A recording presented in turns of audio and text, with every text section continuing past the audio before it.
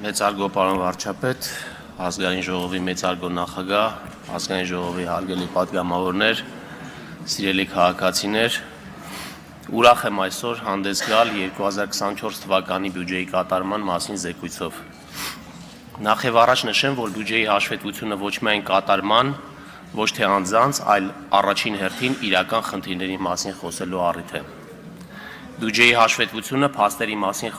խոսելու առիթ է ևս, ինչը թեև այդքան էլ պոպուլյար չէ եւ գուցե շատ դիտումներ չունենա, սակայն այն է, ինչի նկատմամբ ուշադրությունը ապահովում է բյուջեի որակի եւ արդյունավետության բարձրացում։ Ուրախ եմ արձանագրել, որ հետաքրքրվածությունը բյուջեի նկատմամբ տարեստարի աճում է, պայմանավորված նաեւ այն հանգամանքով, որ ֆինանսների նախարարությունը շարունակաբար փորձում է վերջինիս բովանդակությունն ավելի մատչելի դարձնել, ընդլայնել հաղորդակցության ուղիները, այդպիսով բյուջեի շահառու տարբեր խմբերին առաջարկելով ավելի հասցեական բովանդակություն։ Թույլ կտամ ինձ ասել, որ բյուջեն մեր բոլորի մասին է, Հայաստանի Հանրապետությունում ապրող յուրաքանչյուր մարդու մասին։ Վարչապետն ասաց, որ բյուջեի ծախսային մասի շահառուն ենք մենք բոլորս, առանց բացառության։ Ես ուզում եմ ավելացնել, որ բյուջեի ձևավորման մասնակիցը ևս բոլորս ենք, առանց բացառության։ Հայաստանի Հանրապետությունում բյուջեի ձևավորումը ամեն մեկի մասնակցային պատասխանատվությունն է։ Հայաստանի Հանրապետությունում չկա գոնե մեկ մարդ, ով հարկ չի վճարում։ Հակառակն անհնարին է։ Եթե որևէ մեկը որևէ բան է գնում խանութից կամ վճարում հոսանքի, ջրի, գազի վարձը, նա արդեն հարկ է վճարում։ Ավելացած արժեքի հարկը, որը ներառված է ապրանքների գնի մեջ, վճարում է սպառողը վաճառողի միջոցով։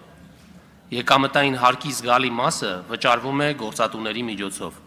բայց սրանք սպառողի եւ աշխատավարձ ստացողի հարկերն են։ Հետևաբար, բոլորս այս կամ այն չափով պետական բյուջեի համահեղինակներ ենք։ Հետևաբար, մենք բոլորս ենք ձևավորում մեր միջոցներով ապահովված եւ մեր կարիքների համար ծախսվող այս համակարգը։ Երբեմն այս համակարգի բարդությունը ստիպում է մտածել հետևյալը. իսկ փող հավաքելու եւ հետ վերաբաշխելու իմաստը իրավամբ Որն է այս շղթայի էականությունը եւ անհրաժեշտությունը։ Եթե կարող էինք ունենալ պարզ մի կյանք, որտեղ ոչ հարկ վճարելու, ոչ էլ այդ գումարը ծախսելու կարիք կլիներ։ Այդ դեպքում է, որ մենք պետություն ուղղակի չենք ունենա։ Եվ եթե մտքի ծայրով անգամ անցկացնենք, իսկ պետք է որ ունենալ այդ պետությունը թե ոչ, ապա կբախվենք մի այլ իրականության, որտեղ անհնարին է գոյություն ունենալ անկախ, անհնարին է, որ այդ դեպքում մեկ այլ պետության կազմում չհայտնվենք, որ ինքը կորոշեր, թե մենք որքան հարկ պիտի վճարենք եւ ինչի վրա պիտի ծախսվեն մեր կողմից վճարված գումարները։ Ես ուզում եմ, որ հաշվի առնենք այն փաստերի էականությունը։ Ուզում եմ, որ հասկանալի դառնա այն, որ հարկային համակարգը ոչ թե արհեստականորեն ձևավորված բարդություն է, այլ աշխարհում գոյություն ունենալու նախապայման։ Դարեր շարունակ ապրելով տարբեր կայսրությունների կազմում մեր իսկ կողմից վճարված հարկերը ծառայել են ոչ թե մեր բարեկեցության բարձրացմանը, այլ կայսրության հզորացմանը, եւ այս համատեքստում մեր բարեկեցությունը կայսրության համար ամենևին առաջնահերթ չէր, եթե չխոսեմ այն մասին, որ որոշ դեպքերում մեր գոյությունն անգամ ցանկալի չէր։ Եվ ուրեմն այս բարդ համակարգի արդյունավետ գործունեության ապահովումը կենսական անհրաժեշտություն է հանրային կյանքի կազմակերպման եւ զարգացման համար։ Ուրեմն այս բարդ համակարգի ամեն փոխգործակցություն եւ փոխազդեցություն էապես պայմանավորում է մեր ինքնուրույնությունը, կայունությունը, հաջողության եւ երջանկության ձգտելու այդքան կարեւոր նախապայմանները։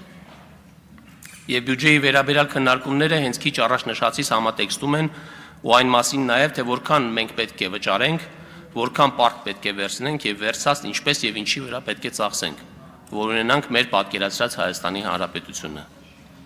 Եվ այսպես բյուջեն ձևավորում է մեր բոլորի համատեղ ջանքի արդյունքում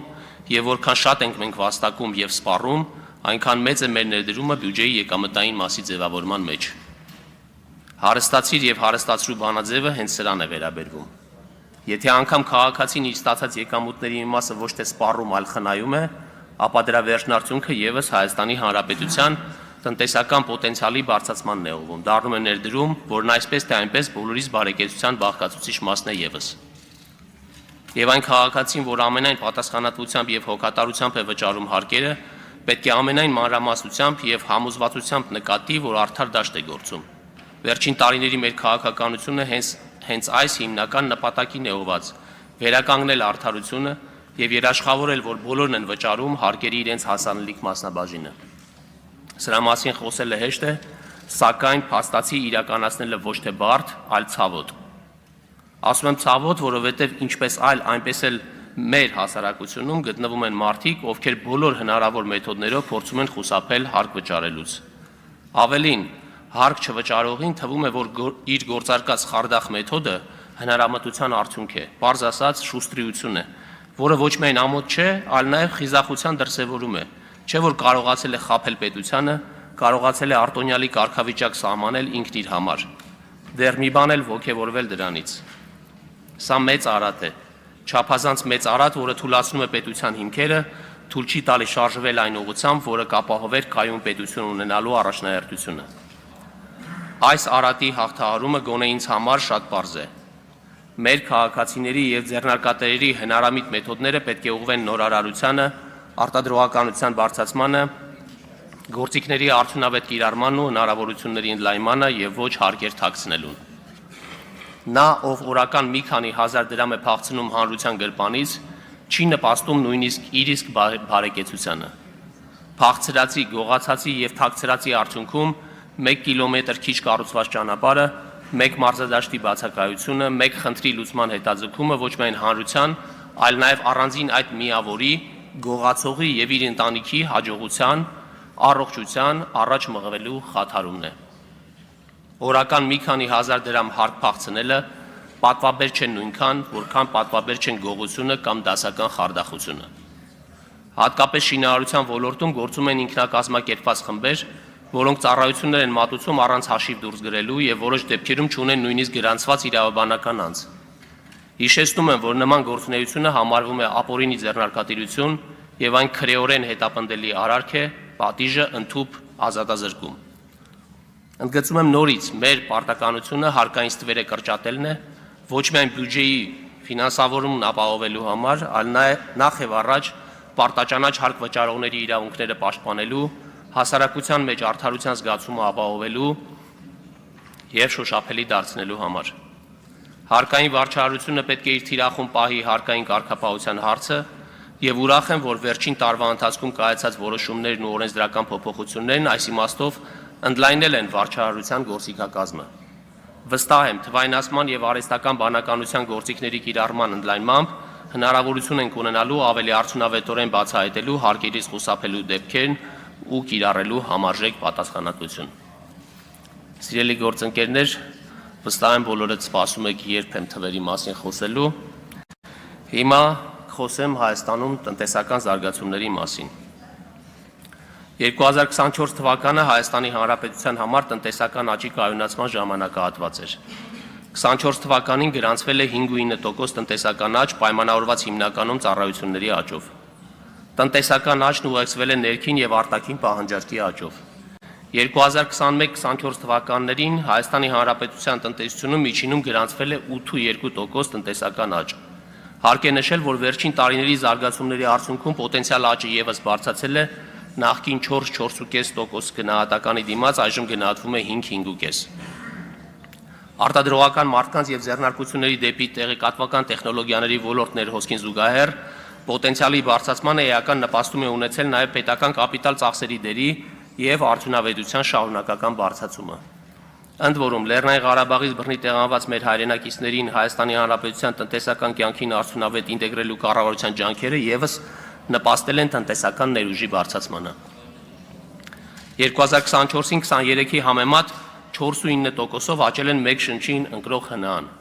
հասնելով 3.360.000 դրամի կամ 8.556 ԱՄՆ դոլարի։ Ընդ որում, այս ցուցանիշով վերջին տարիներին մենք առաջ ենք անցել այնպիսի երկրներից, ինչպիսիք են Պերուն, Բելարուսը, Բոսնիա եւ Հերցեգովինան, Ադրբեջանը, Կոլումբիան եւ Թայլանդը։ Հավելեմ նաև, որ 2017 թվականին մենք այդ ցուցանիշով զգալիորեն զիջում էինք նշածս բոլոր երկրներին,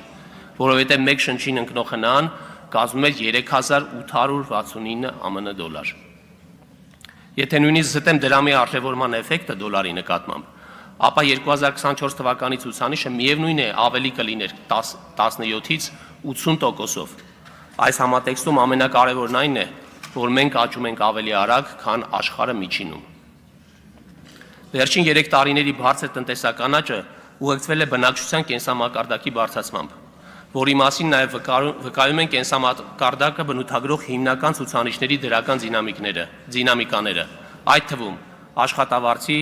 աղքատության, սոցիալական բևեռվածությունը բնութագրող ցուցանիշները։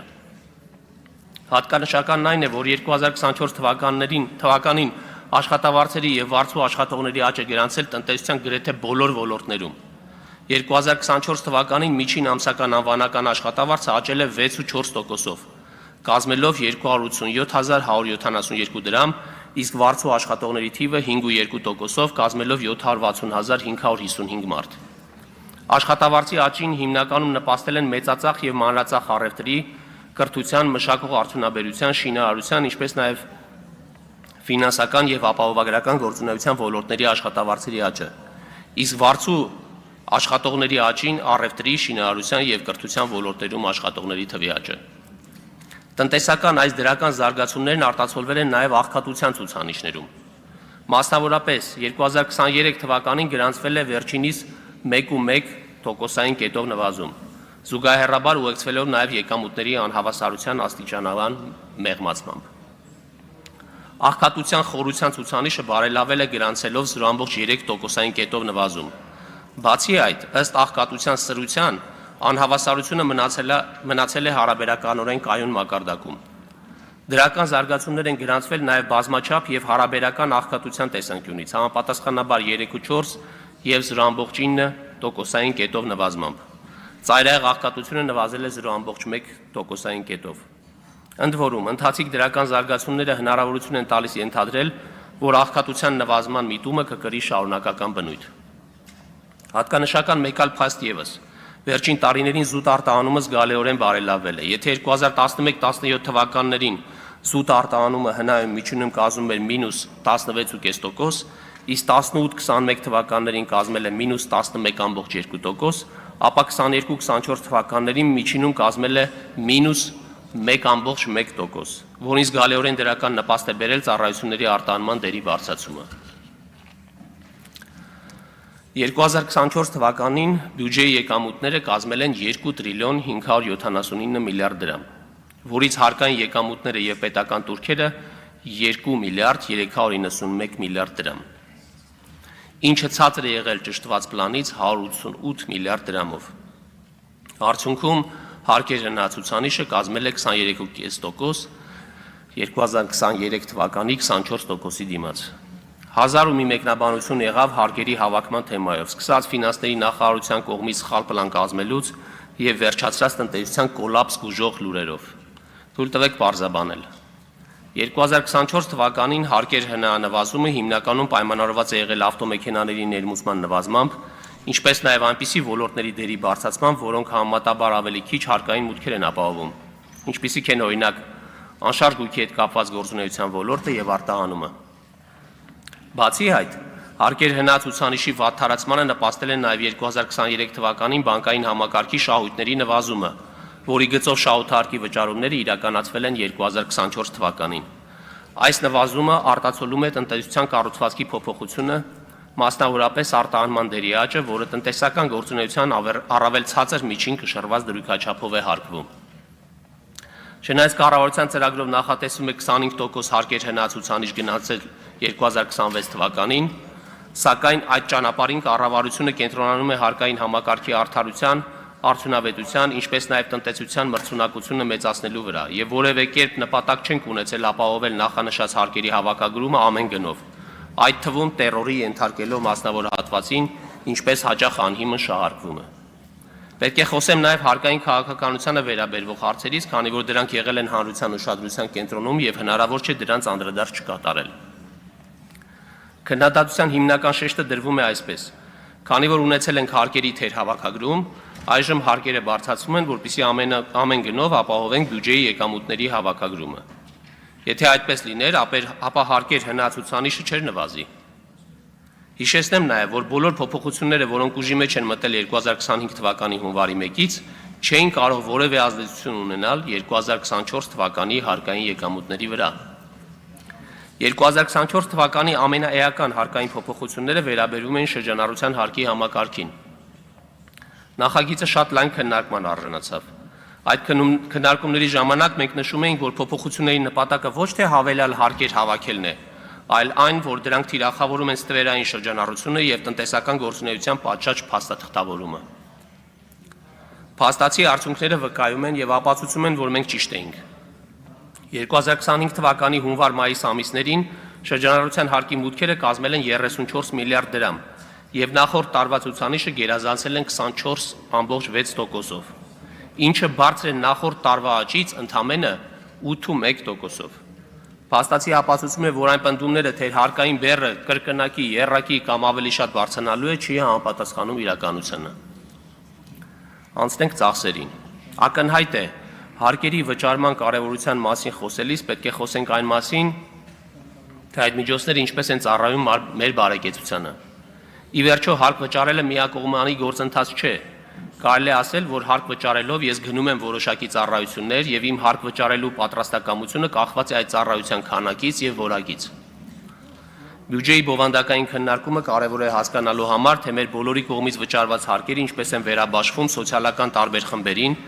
ինչպիսի ծառայություններ են մատուցում եւ ինչպիսի ներդրումներ են արվում մեր պետության ենթակառուցվածքները զարգացնելու եւ դիմադրողականությունը բարձրացնելու համար։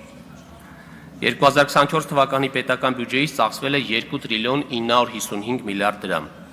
որից 558 միլիարդ դրամը կազմել են կապիտալ ծախսերը։ 2024 թվականի ծախսերը ավելին են եղել 2023 թվականից 356 միլիարդ դրամով, որից կապիտալի մասով 63 միլիարդ դրամով։ Մյուս հարցն այն է, թե ինչպես են ծախսվում այս միջոցները, որ լավագույնս հասցեագրեն մեր քաղաքացիների անձնական եւ ընդհանրական շահը։ Հասարակության մեջ շահերը տարբեր են եւ կոնսենսուսի հասնելը ծախսման առումով շատ բարդ է, եթե ոչ անհնարին։ Բյուջեն կազմելիս պետք է հմտորեն հավասարակշռել ոչ միայն տարբեր շահառու խմբերի ընդհանուր շահերը, այլ նաեւ այդ խմբերի կարճաժամկետ շահերը, որպիսիք են եկամուտը, բնակարանային ապահովումը, անվտանգությունը եւ այսպես շարունակ, եւ բնականաբար երկարաժամկետ շահերը եւս, ինչպես հողի օգտագործումը, կարողությունները եւ գիտելիքը, առողջությունը, բնական եւ սոցիալական միջավայրը։ Սա է պատճառը, որ մենք հրաժարվում ենք այս ռոպեական ականջահաճո ծախսեր անելուց եւ կենտրոնանում ենք այնպիսի միջոցառումների վրա, որոնք երկարաժամկետ ազդեցություն են ունենալու։ Նույնիսկ սև ցուցակում հայտնված մեր քաղաքացիների համար եկամտահարկից վարկային պարտավորությունների մարման ծրագիրը, որ շատերի կողմից քննադատվեց որպես պոպուլիստական, համարում եմ չափազանց էական։ Մենք համաձայնեցինք այսօր հրաժարվել մեր եկամուտների մի մասից, հնարավորություն տալու մեր հասարակության աշխատունակ մի ստվար զանգվածի, վերաինտեգրվել աշխատաշուկայում եւ օգտվել ֆինանսական ծառայություններից։ Մյուս կողմից իհարկե առկա են շտապ լուծում պահանջող հարցեր, այդ թվում Լեռնային Ղարաբաղից բռնի տեղահանվածների բնակարանային հարցը, որի լուծումն այսօր անհրաժեշտ է վերջինիս տնտեսական եւ սոցիալական ներառումը պատշաճ եւ հնարավորինս արագ իրականացնելու համար։ Բոլորի շահերից է բխում մեր եղբայրների քույրերի Հայաստանում մշտական տուն, աշխատանք եւ ապրելու հարմարավետ միջավայր ունենալու հնարավորությունը։ Այս նպատակի համար 2024 թվականին հատկացվել է ավելի քան 68 միլիարդ դրամ։ Լեռնային Ղարաբաղից բռնի տեղահանվածներն ընդգրկվել են Հայաստանի Հանրապետության սոցիալական պաշտպանության բոլոր միջոցառումներում, մասնավորապես կենսաթոշակի, պարգևավճարի, պատվովճարի ծերության, հաշմանդամության, կերակրողին կորցնելու դեպքում նպաստների, չաշխատող անձի մայրության նպաստի, երեխայի ծննդյան միանվագ նպաստի, իրավունքի իրականացման համար պետական բյուջեից ֆինանսավորվող միջոցառումներում։ Նշեցի, որ 2024 թվականին ծախսել են 356 միլիարդ դրամով ավելին։ Մեծ հաշվով կառավարության քաղաքականությունը հասկանալու համար պետք է դիտարկել այն անկյունից, թե այս ավել գումարները ինչպիսի առաջնահերթ ծախսերի են ուղղվել։ Պետական ծախսերն ավելացել են 13.7%-ով, այդ թվում կրթության ոլորտի ծախսերը 25.8%-ով, առողջապահության ծախսերը 9.6%-ով, սոցիալական ծախսերը 20.7%-ով, պաշտպանության եւ անվտանգության ծախսերը 5.7%-ով, իսկ կապիտալ ծախսերը 12.8%-ով։ Այսպիսով կառավարությունը մեծացրել է ներդրումները մարդկային եւ ֆիզիկական կապիտալում, ընդլայնելով տնտեսության ներուժը եւ խթանելով երկարաժամկետ աճը։ Նման մոտեցումը պահպանվելու է նաեւ միջնաժամկետ հորիզոնում եւ պետության դերը հանրային կյանքում հարկաբյուջետային քաղաքականության տեսանկյունից լինելու է զարգացման առաջնորդությունը, ընդլայնելով տնտեսության կարողությունները եւ մեծացնելով արտադրողականությունը։ Այժմ պարտքի եւ դեֆիցիտի մասին։ Կառավարության համար առաջնահերթ է պահել պարտքի բեռը 50%-ի շրջանակներում, որը գնահատված է որպես ապահով մակարդակ եւ ամրագրված է հարկաբյուջետային կանոններում։ 2024 թվականին կառավարության պարտք հնացուցանիշը կազմել է 48.2%, նախորդ տարվա համեմատ նվազելով 0.2%-ային կետով։ Դա հնարավոր է դարձել պետական բյուջեի պակասուրդը չափավոր մակարդակում պահպանելու, ինչպես նաև մակրոտնտեսական կայուն միջավայր ձևավորելու շնորհիվ։ Այսպես, պետական բյուջեի պակասուրդը կազմել է համախառն ներքին արդյունքի 3.7%-ը։ Սա այն դեպքում, երբ աշխարհի զարգացող երկրներում այն գրացել է հնա շուրջ 5.5%, իսկ զարգացած երկրներում 4.7%-ի շրջանակներում։ Մյուս կողմից, կոորդինացված հարկաբյուջետային եւ դրամավարկային քաղաքականությունների ներքո տնտեսական աճը շարունակել է բարձր մնալ, գնաճը եւ փոխարժեքը կայուն լինել, ինչն արտացոլվել է նաեւ պարտքի մակարդակում։ Սակայն ամենակարևորը, պարտքի կայունությունը չի ապահովել խիստ գոտիները ձգելու կամ զարգացումը զոհելու միջոցով։ Մյուս ոչ պակաս կարևոր ձեռքբերումը պարտքի կառուցվածքի շարունակվող բարելավումն է, որի արդյունքում ներքին պարտքի կշիռը կառավարության պարտքում 2024 թվականի վերջին հասել է 51.8-ի, իսկ ՀՀ դրամով արտահայտված պարտքի կշիռը 50.8%-ի։ Հիշեցնեմ, որ այս ցուցանիշները 2018 թվականի վերջի դրությամբ 21.8 եւ 19.1 էին, եւ ապահովել է ավելի քան կրկնակի բարելավում Հայաստանի ցուցանիշը մոտեցնելով դիմակայունության տեսանկյունից ավելի ընդունելի մակարդակի։ Շատ ենք խոսում պարտքի մակարդակից կամ դրա սպասարկման ծավալներից։ Այստեղ մակերեսային կիսատ պռատ վերլուծություններն անտեղի են, բայց հենց սրանով էլ զբաղված են պսևդո վերլուծաբանները եւ դեղին մամուլը նպատակ ունենալով ապակողմնորոշել եւ ահաբեկել մեր հանրությանը։ 2024 թվականի պարտքի սպասարկմանը ուղղվել է 314 միլիարդ դրամ, ծախսերի 10.6%-ը։ Չեմ վիճի, որ սա զգալի ծախս է, որի նվազման ուղղությամբ հսկայական ջանքեր պետք է դնենք առաջիկայում։ Մեզ ուղղված մեկ այլ մեղադրանքի մասով էլ խոսեմ։ Ասում են, որ 2018 թվականին այս նպատակով ծախսվել է 139 միլիարդ դրամ, կամ այդ թվականի բյուջեի ծախսերի 9.6%, այսինքն 1%-ային կետով պակաս։ Բայց այստեղ առկա է միեական տարբերություն։ 2024 թվականին ծախսված 314 միլիարդ դրամի 70%-ը կամ 220 միլիարդը ուղղվել է ներքին պարտքի սպասարկմանը։ Հատկանշական է, որ 2018 թվականին արտաքին պարտքի սպասարկման համար ծախսվել է ընդամենը 18.8 միլիարդ դրամով պակաս գումար, քան 2024-ին։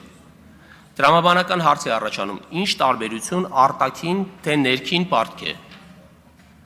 Տարբերությունն այն է, որ ներքին պարտքի սպասարկման տոկոսները դառնում են եկամուտ բանկերի, ներդրումային ընկերությունների եւ կենսաթոշակային ֆոնդերի համար, որն էլ իր հերթին եկամուտ է դառնում մեր քաղաքացիների համար։ Մեծ հաշվով այս գումարը այն պարգևավճարն է, որ մենք տալիս ենք մեր քաղաքացիներին իրենց եկամուտները խնայելու համար, որովհետև այդ խնայողությունները այսպես թե այնպես դառնում են ներդրում Հայաստանի տնտեսական պոտենցիալի մեծացման մեջ, քանի որ պետական պարտքը ծառայում է միայն կապիտալ ներդրումներ իրականացնելու համար։ Այս պատճառով է էական տարանջատել պարտքը ներքին է թե արտաքին։ Այս պատճառով է էկոնոմիկայի նախարար Գևորգ Պապոյանը խոսում արտաքին պարտքի մասին միայն։ Էլ չեմ խոսում այն մասին, որ այս եկամուտներից նաև հարկ է վճարվում։ Կրկնվեմ, ներքին պարտքը 2024 թվականին հասել է պատմական 52%-ի, 2018 թվականի 22%-ի փոխարեն։ Անցնելով առաջ եւ անդրադառնալով պահուստներին, կառավարությունը համահունչ 2024 թվականի բյուջեին ձևավորվել է բյուջետային պահուստներ եւ իրացվելիության բարձիկներ, որոնք հնարավորություն են տվել հաջողությամբ նավարկել անորոշությունների եւ հարկման բազաների տատանումների պայմաններում։ Այսպես, պահուստային ֆոնդը թույլ է տվել չեզոքացնել կանխատեսվածի համեմատ հարկային եկամուտների պակաս հավաքագրման հնարավոր բացասական ազդեցությունը հարկաբյուջետային համակարգի վրա, իսկ իրացվելիության բարձիկները ներդրողներին վստահություն են փոխանցում կառավարության կանխիկ հոսքերի սահուն կառավարման մշտական հնարավորության վերաբերյալ։ Ընդ որում, սա դրսևորվել է ներքին պարտքային շուկայի դինամիկ զարգացման, խորության եւ իրացվելիության ավելացման պայմաններում, ինչն ամրապնդում է Հայաստանի մոնետար ինքնուրույնությունը, այսինքն հնարավորություն տալիս ապագայում հնարավոր շոկերի ժամանակ բյուջեի ֆինանսավորման պահանջն ապահովել ներքին շուկայի հաշվին։ Հարկաբյուջետային քաղաքականությունից զատ կարևոր է քննարկել, թե բյուջետային համակարգը ինչպես է կատարելագործվում, ապահովելու համար ծախսերի արդյունավետության շարունակական բարձրացումը եւ բյուջետային փաստաթղթի լիարժեքությունը։ 2024 թվականին բյուջետային համակարգում արձանագրվել են հետևյալ հիմնական արդյունքները։ Բարելավել է 25 թվականի բյուջետային գործընթացը, ներդրվել են բազմամյա բյուջետավորման անցում ապահովող բաղադրիչներ։ Պետական բյուջեի փաստաթղթերում առաջի անգամ ներդրվել է կապիտալ ծախսերի գծով չիրացված պայմանագրային պարտավորությունների հաջորդ բյուջետային տարի տեղափոխման մեխանիզմ։ Ներկայացվել են ավարտի ժամկետ ունեցող միջոցառումները, բազմամյա պարտավորությունները։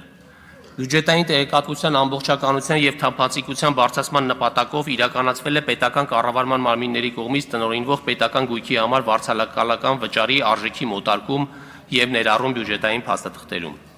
Հիփոթեկային վարկերի մասով եկամտային հարկի հետվերադարձի գծով մուտքերն ու ելքերն ամբողջական արտացոլվել են բյուջետային փաստաթղթերում։ Բյուջետային աջակցության միջոցները ամբողջական արտացոլվել են բյուջետային մուտքերում։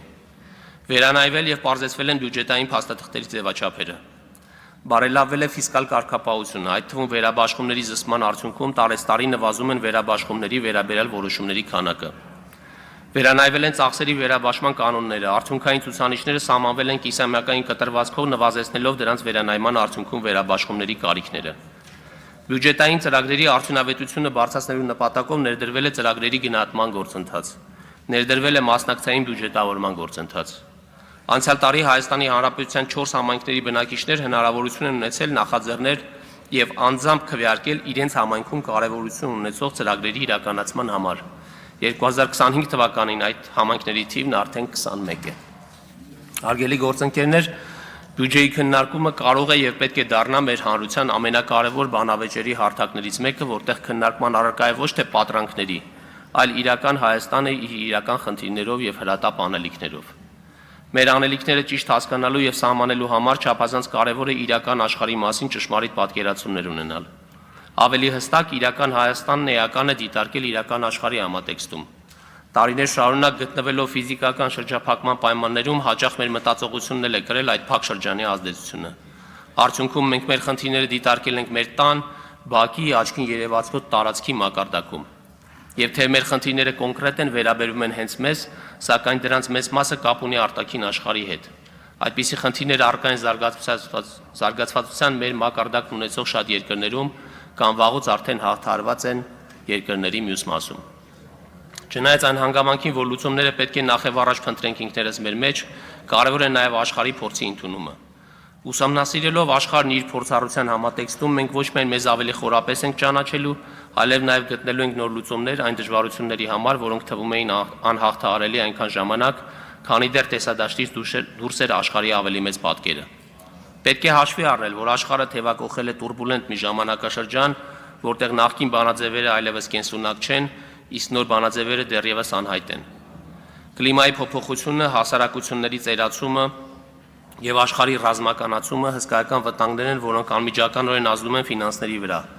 ստիպում պետություններին ավելի մեծ դեֆիցիտով բյուջեներ ունենալ, ինչն էլ նշանակում է պարտքի անընդհատ աճող մակարդակ, որն արդեն իր ծավալով կարող է ստեղծել ճգնաժամի ռիսկեր։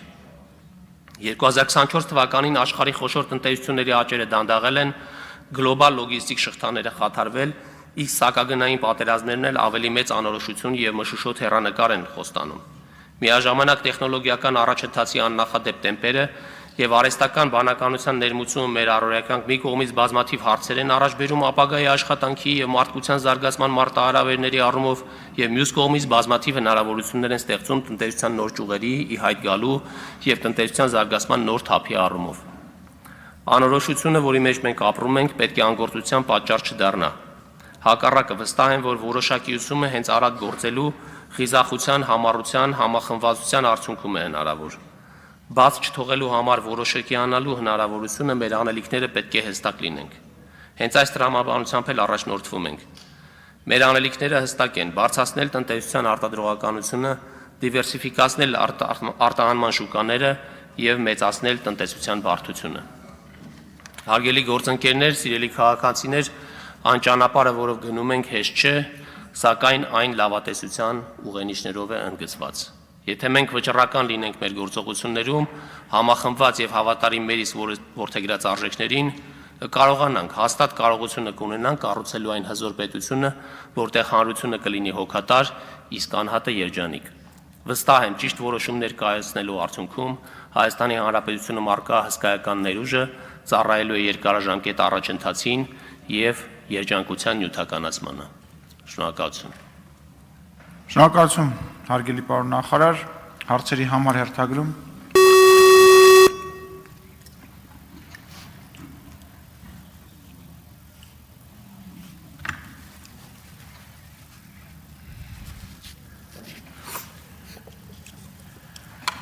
Հերթագրվել է